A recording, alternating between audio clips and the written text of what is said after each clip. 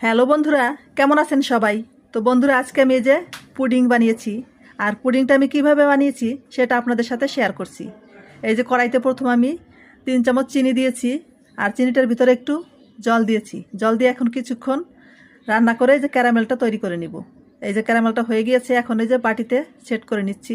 এটা কিছুক্ষণ রেখে দিলেই কিন্তু জমে যাবে। আর এই যে আলাদা আরেকটা বলে আমি 4টা ডিম ভেঙে নিয়েছি। এই ডিমটা দিয়েই বানাবো। এর ভিতরে দিয়ে দিলাম 3-4 চামচ চিনি। আর চিনিটা দিয়ে আমি ভালো করে এটা ফেটিয়ে নিচ্ছি, যাতে চিনিটা ভালো করে গলে যায়।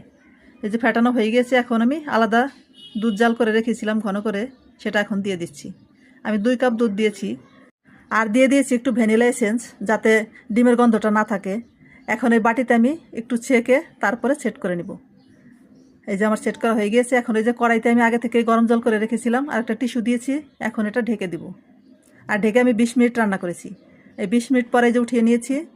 এখন একটু চামচ দিয়ে চেক করে নিচ্ছি আমার পুডিংটা হয়ে গিয়েছে। আর এই যে সারা রাত আমি ফ্রিজে রেখে দিয়েছিলাম, সকালবেলা আমি এটাই যে প্লেটে যে পরিবেশন করেছি। এখন এই যে কেটে ছেলেকে খেতে দিব। আর ছেলে যেখানে বসে আছে, সে কখন খাবে, তার তো রাতে ঘুমই হয়নি। এই যে সে এখন খাচ্ছে। আর সব বাচ্চারা মনে হয় এরকমই করে কোনো কিছু খাওয়ার জন্য। আর আমার পুডিংটা কেমন হয়েছে বন্ধুরা, কমেন্ট করে জানাবেন। আজ এ পর্যন্তই, সবাই ভালো থাকবেন, বাই।